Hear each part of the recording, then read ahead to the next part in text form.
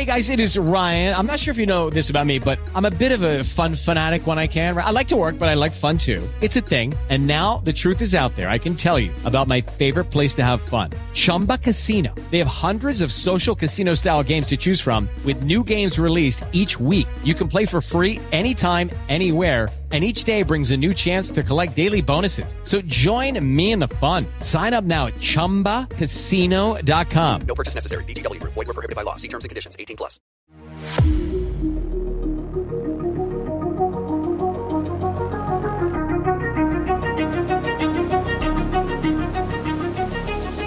Welcome to Humans of Speedway. I'm Ian Brannan. This time we speak to someone who's been a former national champion. He's raced for Ipswich and Scunthorpe in the UK. He's also been a professional MMA cage fighter. He said no to the UFC, instead continued to follow his Speedway dream. Now he's getting ready to captain Team USA versus the rest of the world. He is Gino Manzares. I was lucky enough to have the opportunities I've had and the experience I've had, and I can't be nothing but thankful. But me 6 years ago, I want to give a time of day to. But being able to see me then and know me now, the ones who do, I don't have to say anything. It feels good to not have to say anything. In 2021, Gino suffered potentially career-ending injuries, possibly life-changing, including 2 broken vertebrae and many more injuries besides, which kept him out for the entire 2022 season. He's since battled back, racing in Sweden and Denmark with his eye on the UK and captaining Team USA versus the world in February 2024.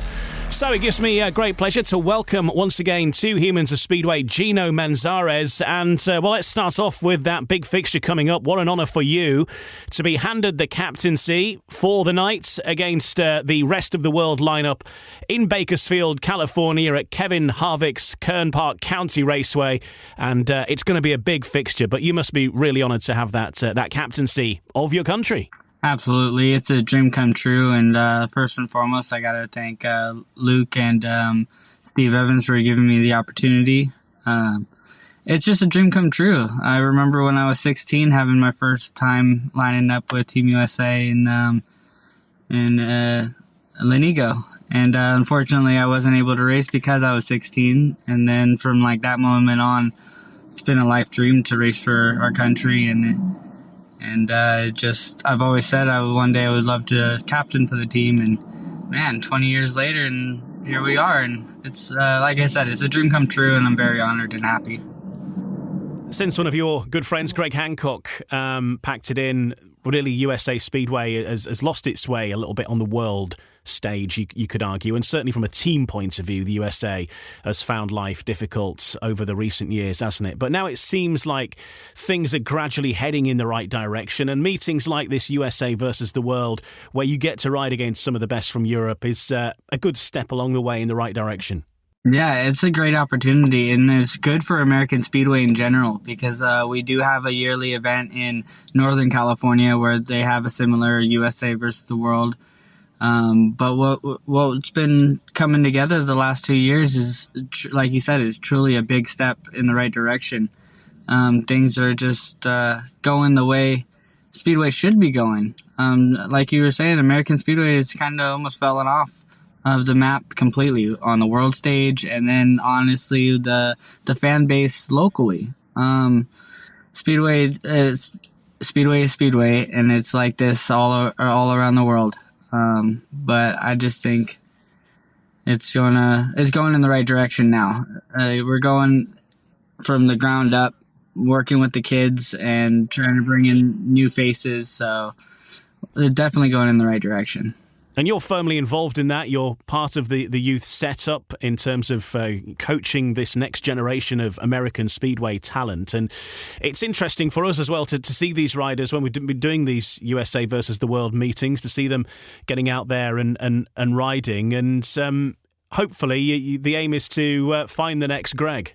Yeah, I have the opportunity to just help these kids, and it's something I really hold close to my heart, because I say this all the time, I'm just trying to give back what I wish I had coming up.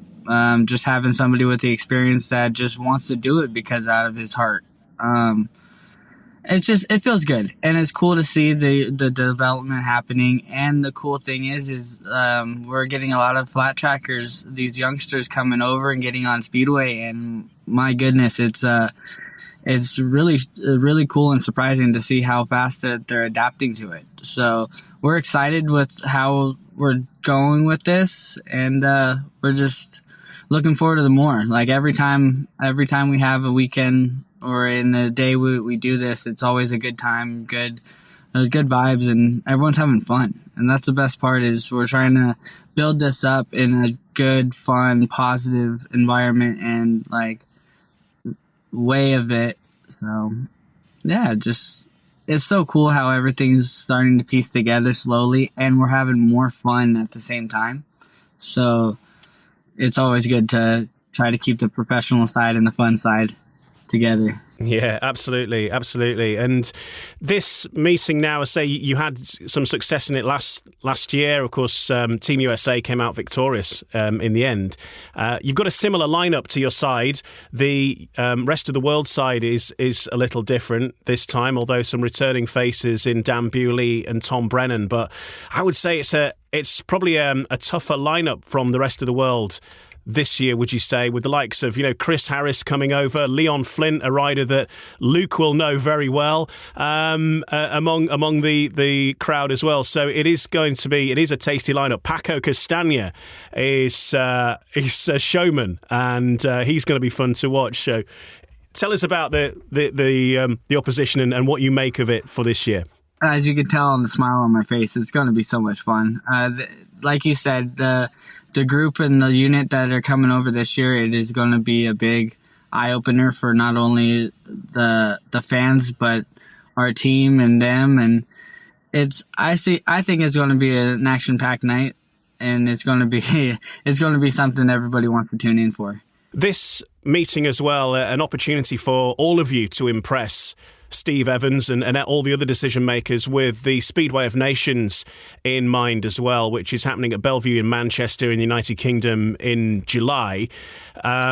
Nothing's fully decided there. I think many people will expect Luke Becker to be part of that, considering everything, but there are still other team places there to get on the plane and head over to the UK, and this is a big opportunity to test yourself against some of those riders that will be involved. Yeah, and it's just honest to say, like Luke is leading the charge in the way right now, and we're all fighting for that opportunity to join him. So that's the thing. This meeting is going to be a good look for everybody to see where we're all at, see where our mindset's at, see how our performance are at. But you got to enjoy it every step of the way. It's a very familiar lineup, as we mentioned, to Team USA from last year. But tell us about the team then that you're captaining in this USA versus the world fixture, which is happening 17th of February, next Saturday night at the time of putting this out. Yeah, the team we have together, obviously we have Max is the undisputed champion in the States, and it's going to be great to have him and his brother Dylan. Both of them are rock stars wherever they go. And then you have Brock, you have Slater, you have Alex, you have Billy J. We have a really solid team, and to be honest, there's a couple more that we want to see, and just having the opportunity to do this 8-man tournament is going to be really cool and interesting. So the team we have together is obviously the best we have together, and it's great to have Billy J in there because, man, he's always going to be top of the line around here. And Billy Gennaro looked absolutely tremendous in that North America final in December, which of course he won, but even in the USA versus the world fixture again, showed he's not lost any of it. He's still a force to be reckoned with. Absolutely, and that's what it's always about. You always want to have a team together that has the experience, but also the hunger and drive. And we're always going to come and bring the mix, especially having Billy J in there. We don't call him a BAMF for no reason. Like, he is the baddest to do it. So it's it's awesome. So that's the thing. You can't think of a world team and without him on, especially here and while he's still racing. Yeah, it's going to be an interesting mixture of the past, present, and future in that USA side. Luke Becker, Billy Janiro, Slater Lightcap, Alex Martin, Brock Nickel, Dylan Rummel, and Max Rummel.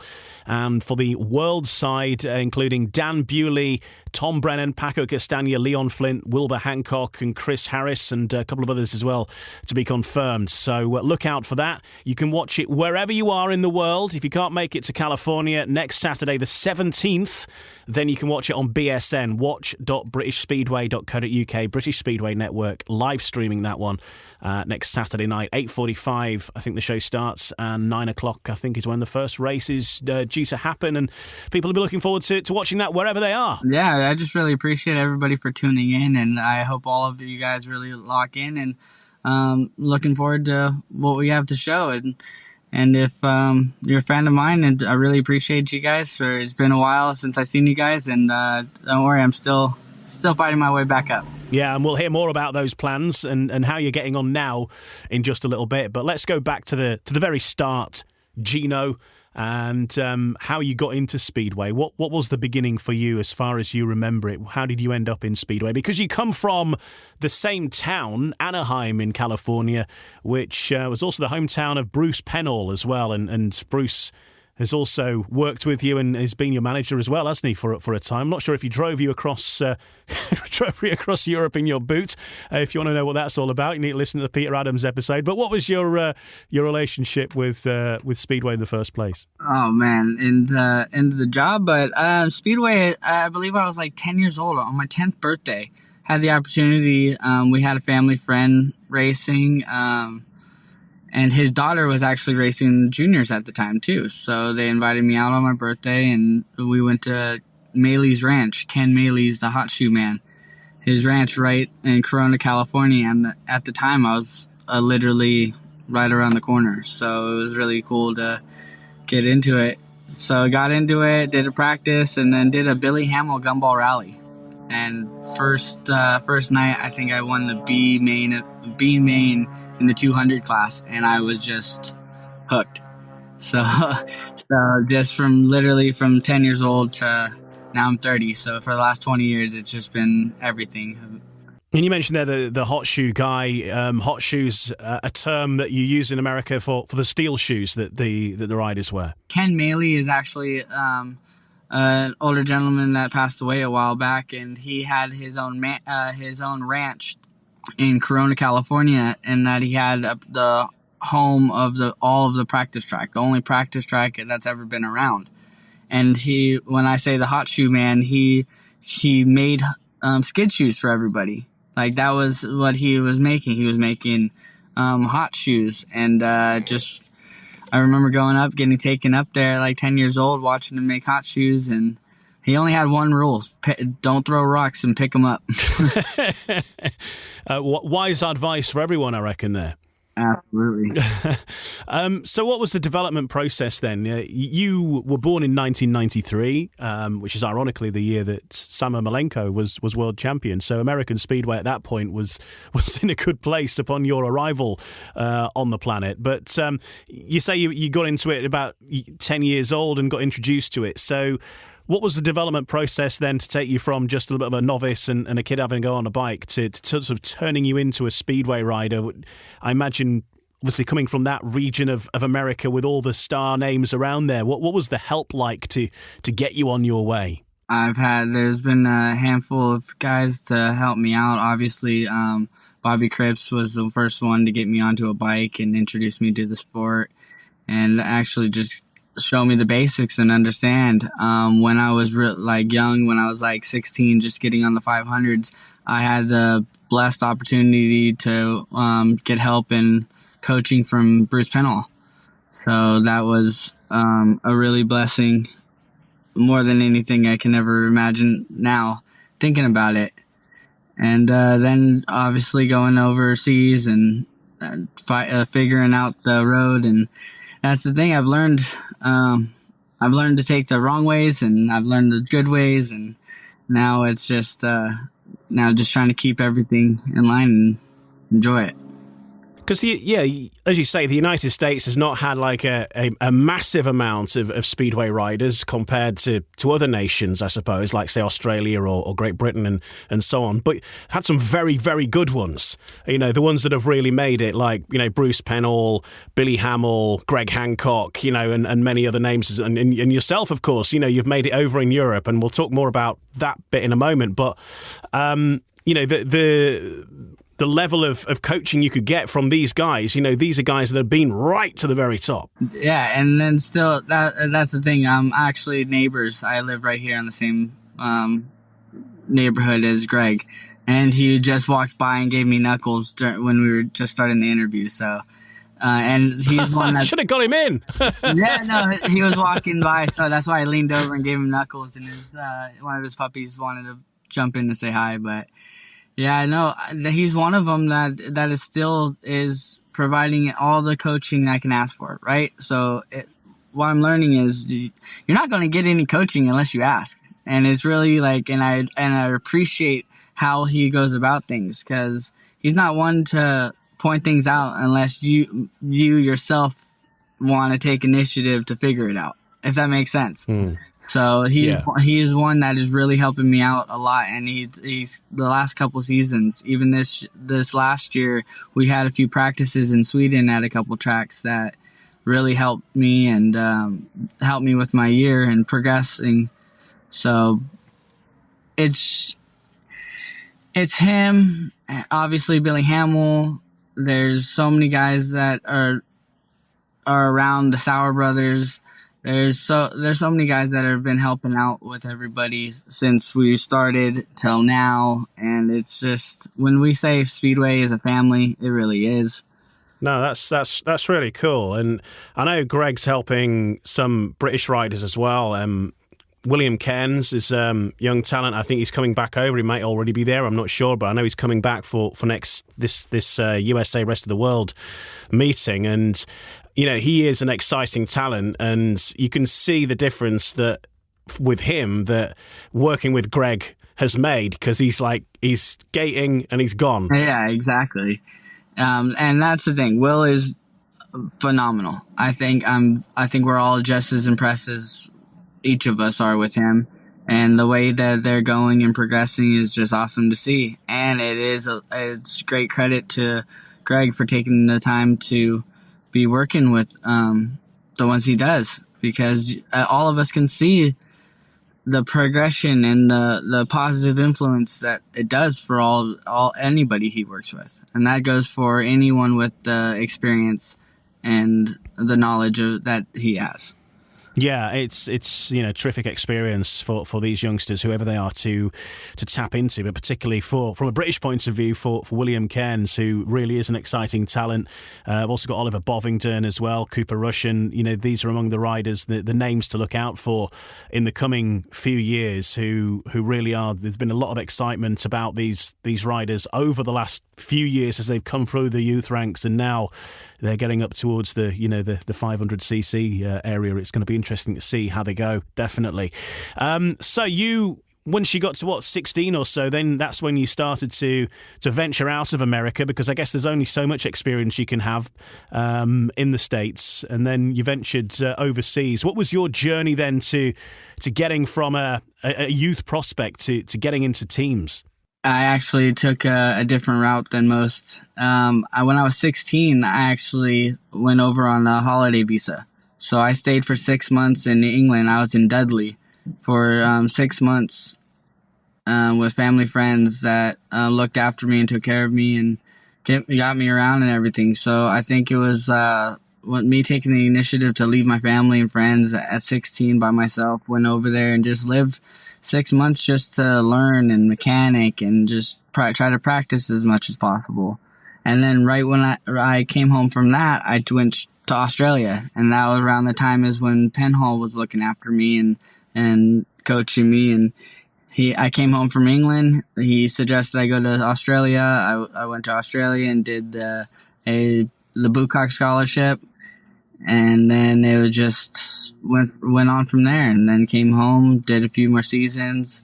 I believe 2013 I had a really standout year. Went back to Australia, won the Woofenden, And then I think after winning the Woofington, that's when Chris Louis made the call and stayed in contact, and that's when the building started. And so this will be, 2014 when you made that move into that Ipswich side. Ipswich at the time were in what the championship is now in British Speedway, the second tier down, so they weren't operating right at the very top, but it was a handy team. Rowan Tungate was in the side as well. Richie Worrell was in the side, Morton Rosea, Cameron Heaps. Of course, Richie Hawkins was in there. Adam Ellis was a youngster fighting his way through into things as well. The last time he was back there, of course, he's back with Ipswich now this year. But Ipswich, I think, a good grounding to have as your first club in Great Britain. You know, it's a well-run club and a nice supportive fan base, but also you've got somebody like Chris Louis there running things who knows exactly what it's all about. Only thing I can say is that club is a pure family. Everybody who's working for the club, Jason will tell you, I'm sure Emil will tell you after a year, like, it is a really great family base. The Louis family is just amazing. Personally, from living with them and just seeing them behind the scenes and how they go about everything, it's really respectful and it's cool. It's really cool. Ipswich is a nice little town as well, isn't it? This it seems to be a friendly sort of place. The stadium itself, you drive through this like little bit of forestry. It feels like you're emerging into sort of a hidden world almost when you drive in there to the stadium at Ipswich. Yeah, and nothing better than just going across the street to go to your home match. So, yeah, no, I think the time in Ipswich was awesome. I know my first year, I did up my average, and I believe 15 is when Americans were supposed to finish on I believe a 7. And then I think that was put too much pressure on me, and I didn't achieve it. Had to come home for a couple years. Had the chance to go back over with Scunny, and like I said, all I can say about that year, it was just a off year. So after that, came home, restructured, really got more fit than ever. I was fighting professionally, so I was really fighting my way back. Gino Manzares, a former Ipswich Witch and a Scunthorpe Scorpion in British Speedway, but gearing up to captain his country, the USA, as they gear up to face the world in February 2024. And on Gino's point there about fighting his way back, he knows how to fight, and we'll talk about his professional fighting career in just a couple of moments on Humans of Speedway. Step into the world of power, loyalty, and luck. I'm gonna make him an offer he can't refuse. With family, cannolis, and spins mean everything. Now, you wanna get mixed up in the family business. Introducing The Godfather at ChumbaCasino.com. Test your luck in the shadowy world of The Godfather slot. Someday, I will call upon you to do a service for me. Play The Godfather now at ChumbaCasino.com. Welcome to the family. No purchase necessary. VGW Group. Void where prohibited by law. 18 plus. Terms and conditions apply. Welcome back to Humans of Speedway. I'm Ian Brannan. Thanks to you if you've left us a nice review or a rating or a comment on any of the apps that you listen to this on. It all helps other people find the podcast. So feel free to do that as well. If you can, leave us a review and a rating on whichever app you use. And don't forget to subscribe to the podcast so you don't miss any of the future episodes. The recent ones being with Charles Wright, now of the Oxford Spires in 2024 and captain of the Red Car Bears as he gets ready for his testimonial year with an event coming up which has already got a cracking lineup already sorted, including Freddie Lindgren in that lineup as well. So find out more about that in that recent episode. We also recently spoke with Peter Adams, team manager of Wolves, but also Cradley and Coventry in his time as well. Don't miss that one right now. Our guest is Gino Manzares, who joins us from California. He's just sat in his car at the side of the road at the moment. Greg Hancock walked past earlier, if you missed that bit. Gino, tell us about your other career, though, because you've also been a professional cage fighter in MMA, which, that's something a bit different to Speedway, isn't it? But tell us about that.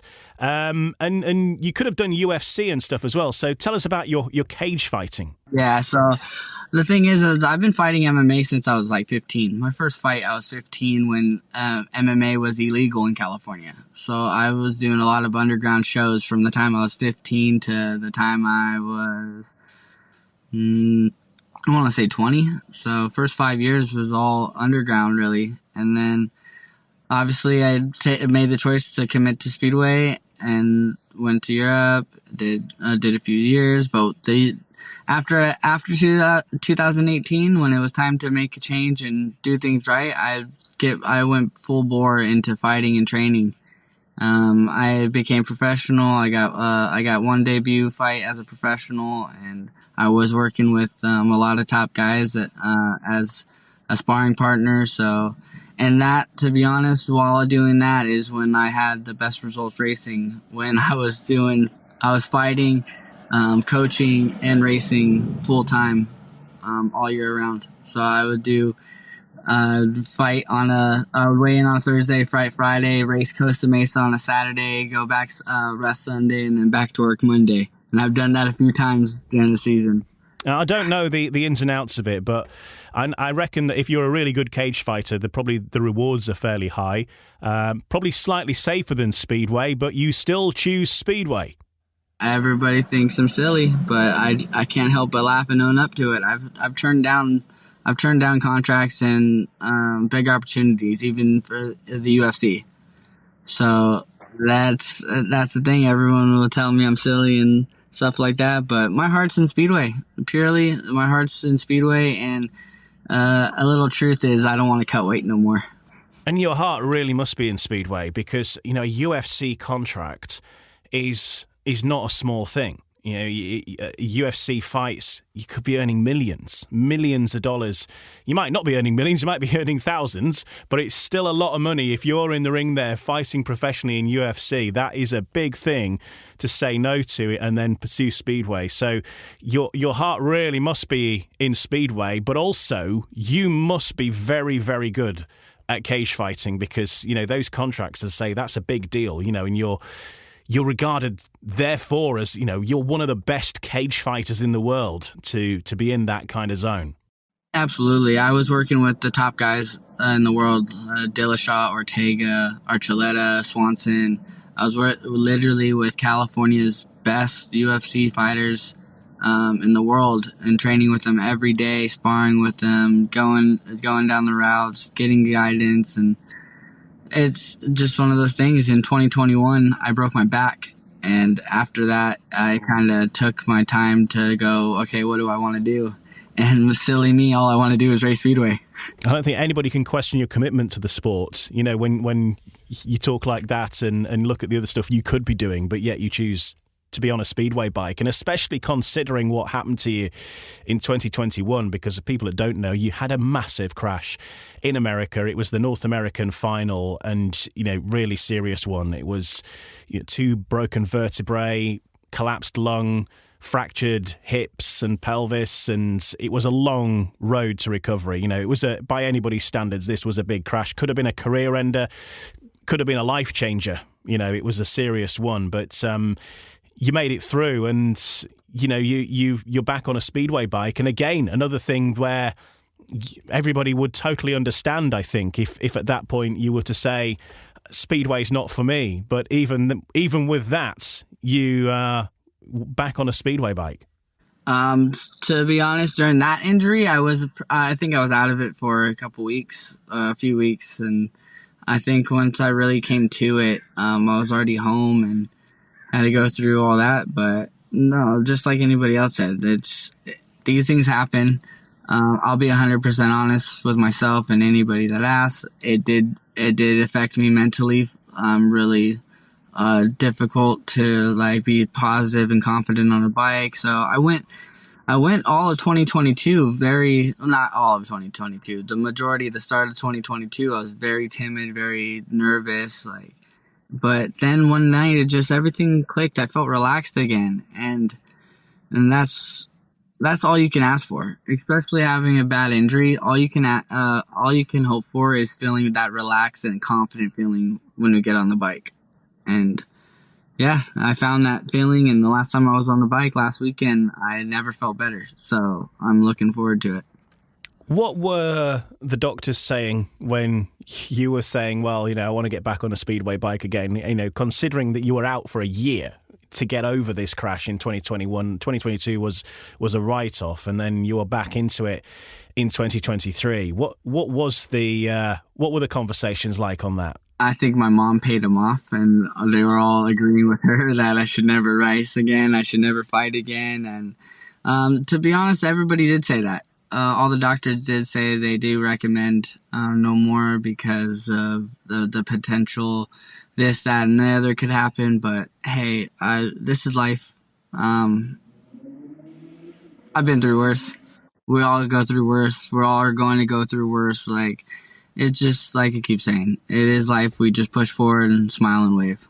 And you had a bit of a tumble in the North America final this last year as well, just before Christmas, because this time though there was an air fence there which you sort of slightly tested out, but it wasn't that. It was the Wilbur Hancock laid his bike down, didn't he? And in laying the bike down, the bike slid into you a little. So that was the end of your night there. Yeah, when he laid it down, it just the momentum, like it happens. It was a complete accident, but yeah, he laid it down, and I took a heavy impact to my back, and the crazy part is I just came home or just got back on a bike from breaking my leg in Sweden, in the league semifinal. Yeah, league semifinal. I got crashed into and I broke my leg, and then first race back from breaking my leg, I had that injury. So it's been a rough winter.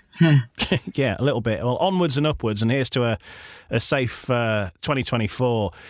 Do you feel that having had these, that big crash in 2021, as I say, it could be potentially a life changer. A lot of riders say that they do look at things differently. Do you look at life any differently as a result of that? Have you sort of reassessed? Obviously, you still want to race Speedway, but do you look at things differently? Do you approach the sport any differently as a result of being there and had one of the worst crashes that you can have? I do feel like I'm a different person, but I wouldn't say no fear, because anyone who doesn't have those butterflies, like those butterflies are how you take it. That's fear, that's excitement, that's adrenaline, that's everything. So I get those butterflies, and that's what I chase. I really chase those butterfly feelings that's why the only two sports I've ever really done and was a professional in is Speedway and fighting.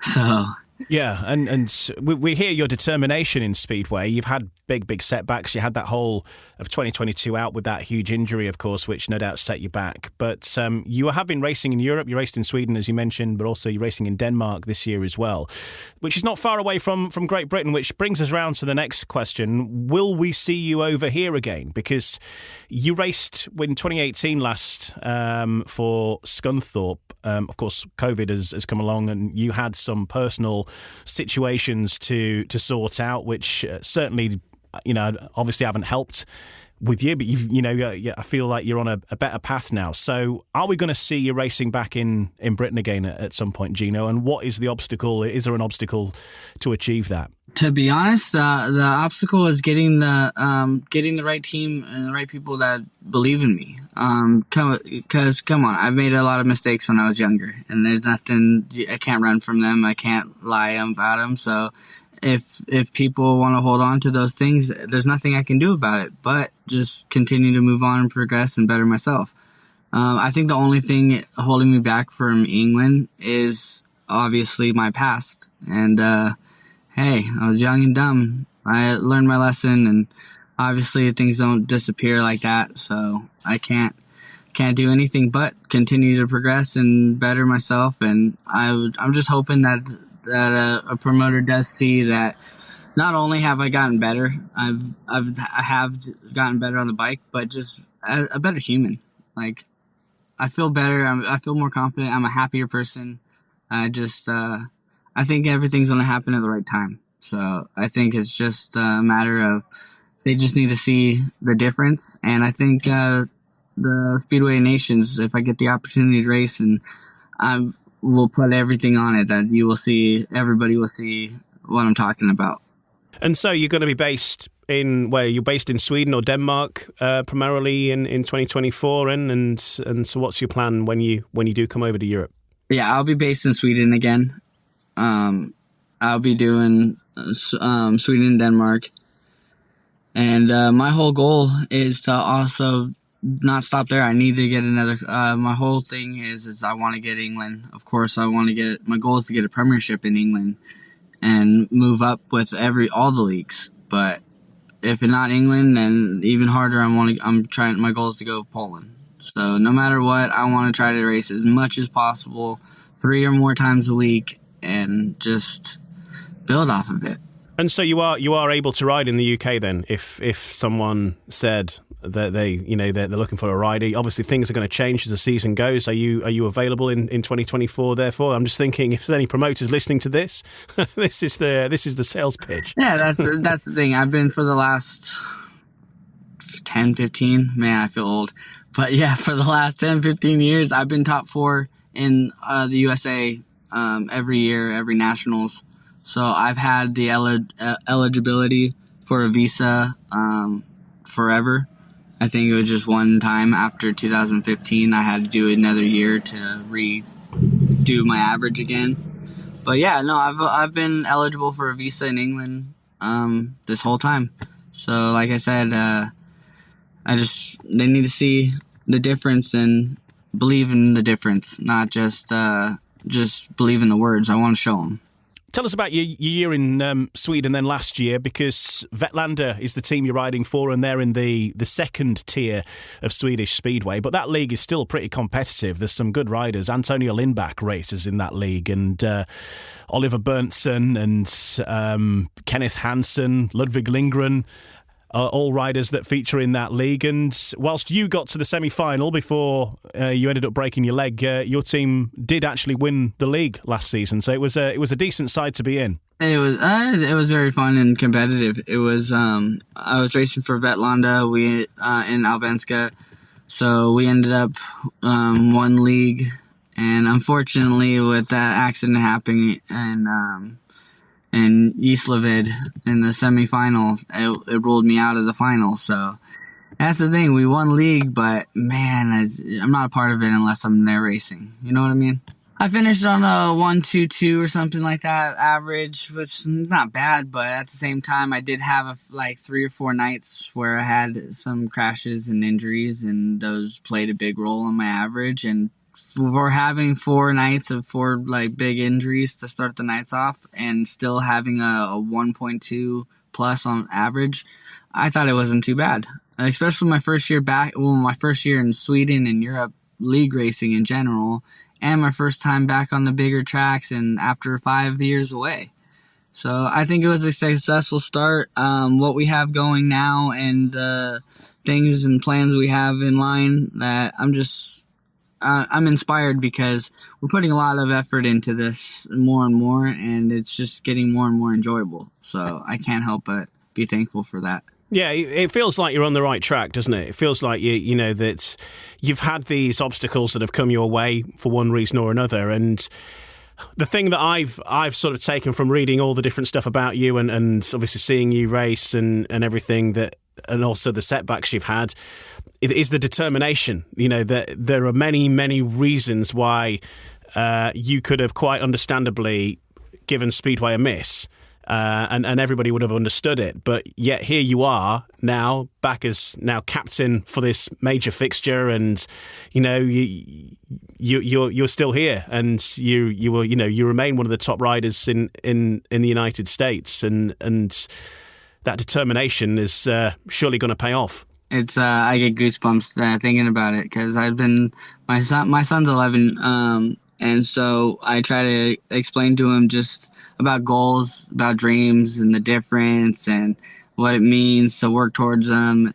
And that was the one thing that we just had a conversation about, is that a dream came true 20 years later after I was first had my dream of to race or be captain of Team USA. This is 20 years of having that thought and process of just wanting to be there. And then it came true just just a couple weeks ago. So I was explaining to my son that no matter what, just in life and everybody, we all can make the right steps. We can do the right things. Just because we're doing the right things, I've learned that just because we're doing the right things, what we want doesn't come automatically.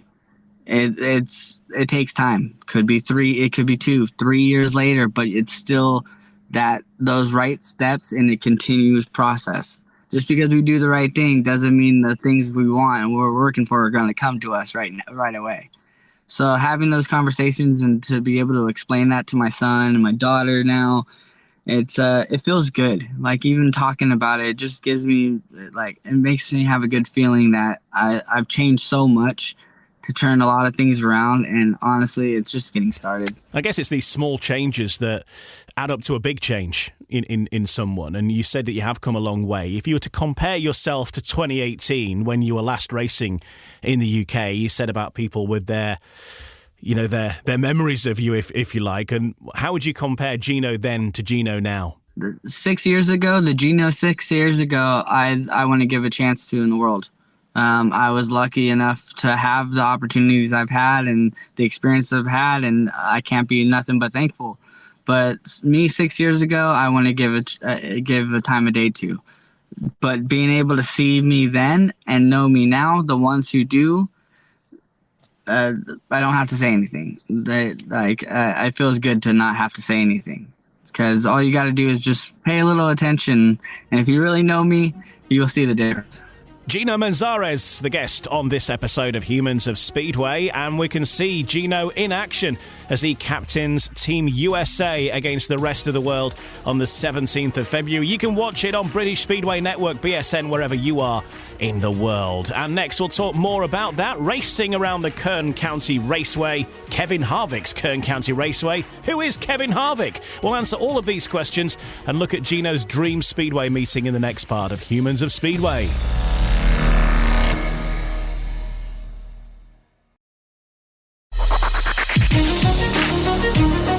This is Humans of Speedway. I'm Ian Brannan. A couple of other podcasts you can catch me on, including the official British Speedway podcast, No Brakes, No Fear, which has its first episode coming out once we get into March. And also coming in the next month, we'll have an episode of Kelvin Tatum's official podcast, where we'll start looking ahead to the season that's coming up. Check out Tatum Talks.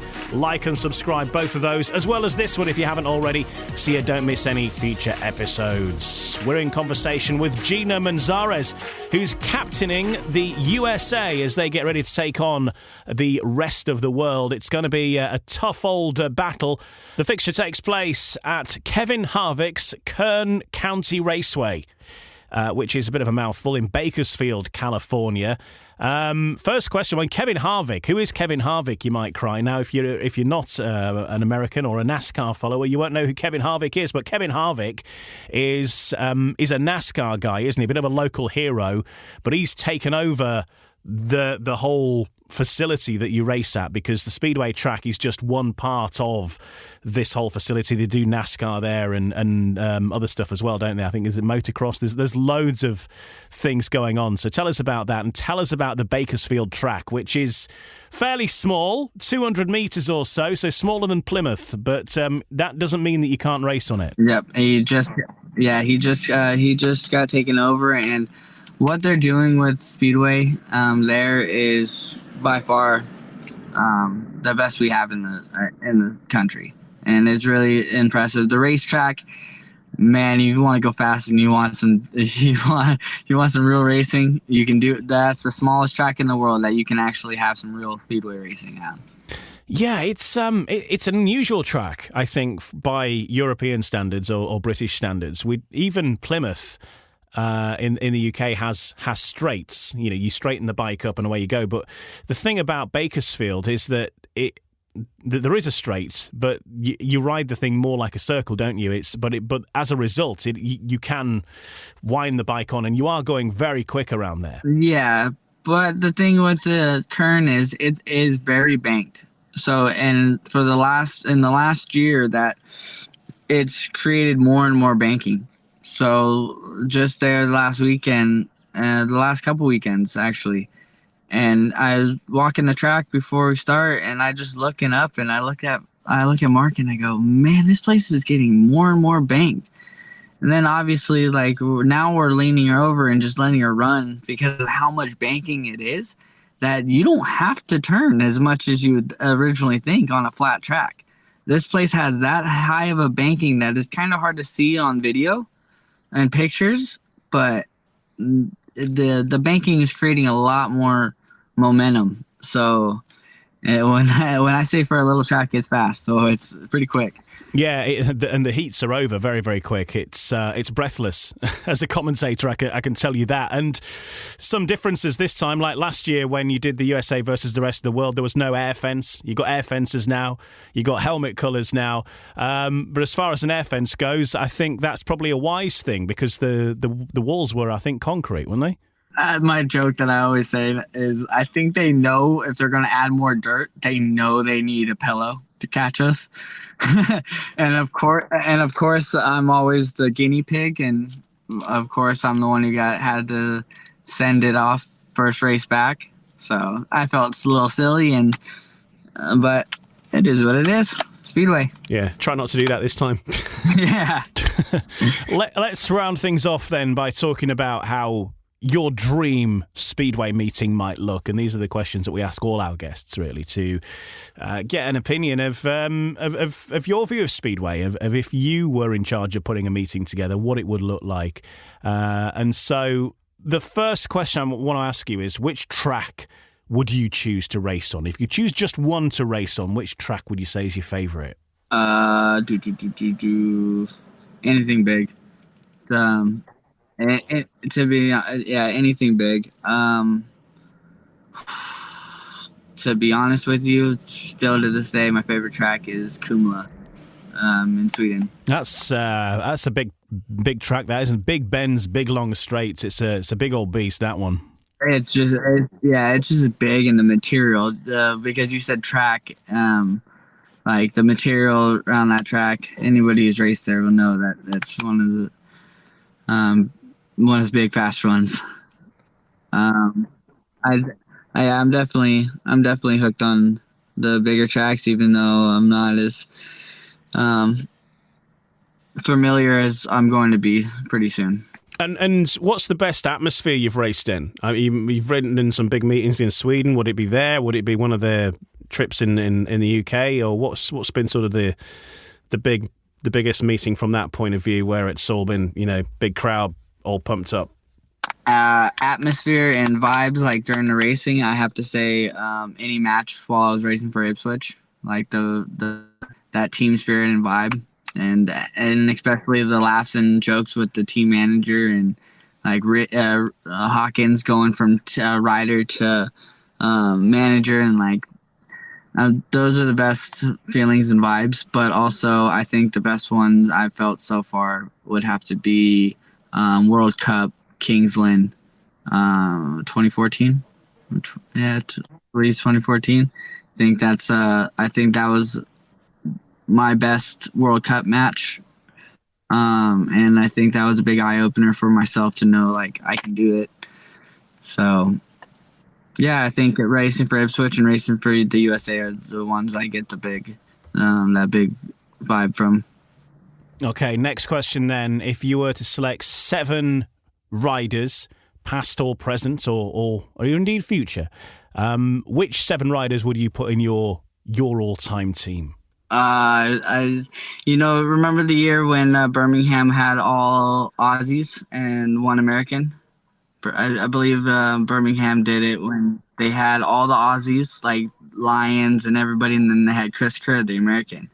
I kind of was thinking like a full American team with Bruce, Greg, Billy, Sam, Bobby Schwartz. I want to see Seagal. Like I want to see the team, and so all the old legends with Billy J and Luke. Wow. What about Eddie Castro as a track reserve? Oh, like I've said before in a recent post, that he is the future, past, present. Yeah, the past, present, and future star. He's Nobody can say anything wrong about him.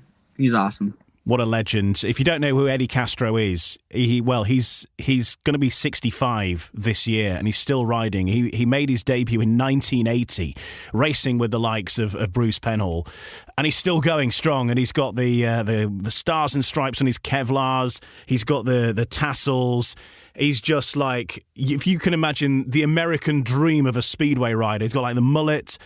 Amazing, and he comes out and he's still mixing it, and yeah, just living life and enjoying the life. Fantastic. Yeah, and if you know Eddie and you know the health that he's been going through and how he's still on a bike, and like the fact that he has what he has and going through what he's going through and still is getting on a bike, still going out surfing, still doing all that.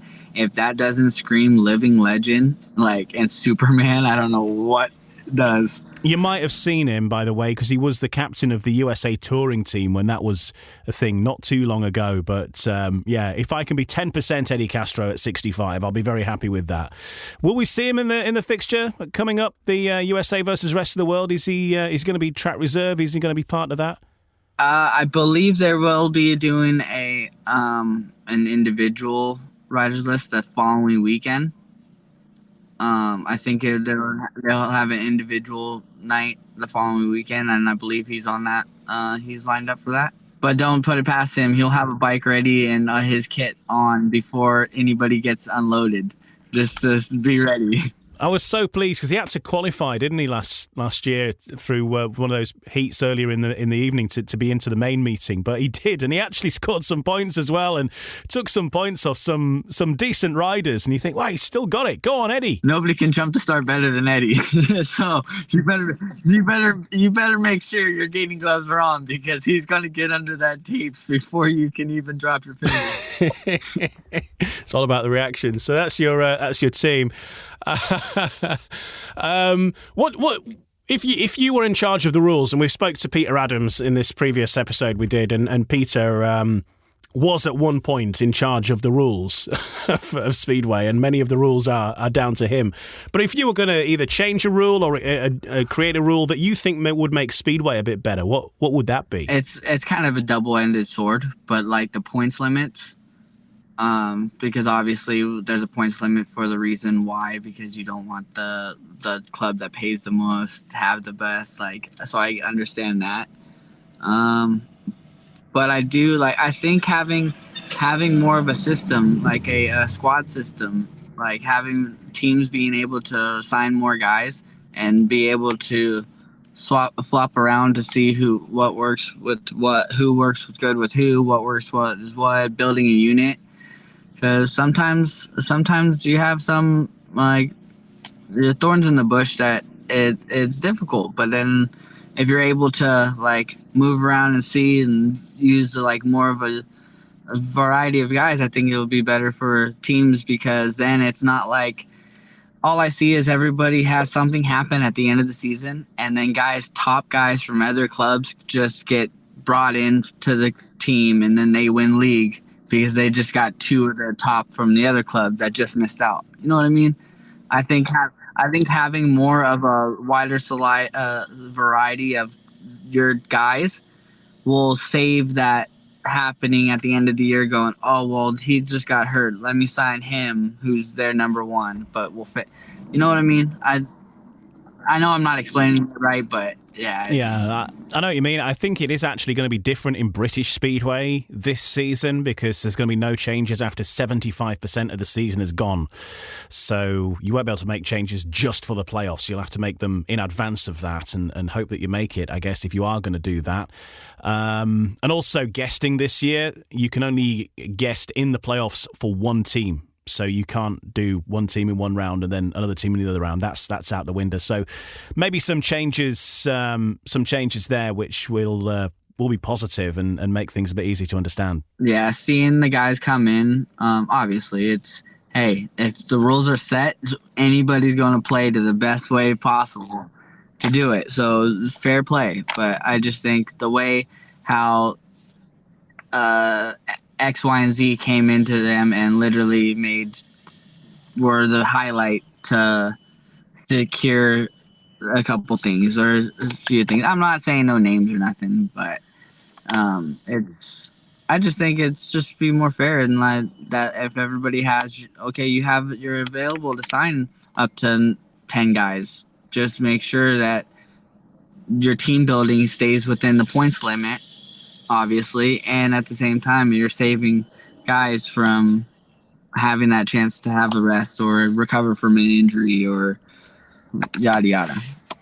Cool stuff. Well, that sounds good. And your next big meeting, of course, is USA versus rest of the world. You're captain of USA, but the rest of the world team we mentioned already is a strong lineup. There's some decent riders heading over there on the plane. Probably at the time that we're recording this, actually. Dan Bewley, Tom Brennan, Paco Castagna, Leon Flint, Chris Harris, all heading your direction. It's going to be a tricky old task there. That's the thing. They have guys on their team that will chase the dirt and they'll run you off the line. So you got a very mixture of experience and levels coming over, and it's going to be really cool. Bomber is a legend, so I'm more excited to see Bomber and Billy J interact and like say what's up after so long away, and I want to see them ride together because I think everybody is more excited to see that. I'm excited to see that because it's going to be awesome. Wow, so that's the one to watch. Bomber versus Billy Gennaro. That's the matchup that you're looking for, yeah? Yep. All right, we'll look forward to seeing it. We'll look forward to seeing you in action. And 17th of February, it should have been on the 10th, but it's been raining, of course, in California. That's now moved to the 17th of February. And you can watch it wherever you are in the world on British Speedway Network, BSN, watch.britishspeedway.co.uk. And you can get your live stream pass. I'll be commentating on it alongside Adam Roynan. So we look forward to seeing you there. And thanks to Gino Manzares for joining us on this episode of the podcast. Ride safe, and we'll see you soon, Gino. Thank you. I really appreciate the time and opportunity to do this with you. And like I said before, I hope everyone tunes in, and this is going to be a fun meeting. A lot of fun. Thanks once again to Gino Manzares, our guest in this episode of Humans of Speedway. And thanks to you as well for listening. Don't forget to like or subscribe or whatever you have to do, follow whatever the instruction is on your app of choice so you don't miss any future episodes. You'll get a little notification usually if you do that, just to say there's a new one there. So you don't forget. And hopefully our next guest will be Kyle Howarth. Kyle Howarth has his testimonial on the first day of British Speedway. There's 3 meetings on Thursday, 14th of March, one of which is at Ollerton Stadium, Sheffield, as the Sheffield Tigers take on a World Select. And that is Kyle Howarth's testimonial. So hopefully we'll have a bit more info on that, and we'll speak to Kyle himself. But there's previous episodes with Charles Wright, who also has his testimonial in March, which is happening at Redcar. Peter Adams, of course, as well, one of our recent guests on Humans of Speedway, which was an epic conversation, and you don't want to miss that. We've also had Hans Nielsen fairly recently, Brady Kurtz, Craig Ackroyd, the referee, Ben Cook and Alan Rossiter in this series that we've done between 2023 at the end of the season and now, sort of filling the winter, and plenty more episodes to come before Speedway roars back, which is not too far away now. But we'll join you on the next episode of Humans of Speedway, and thanks for listening.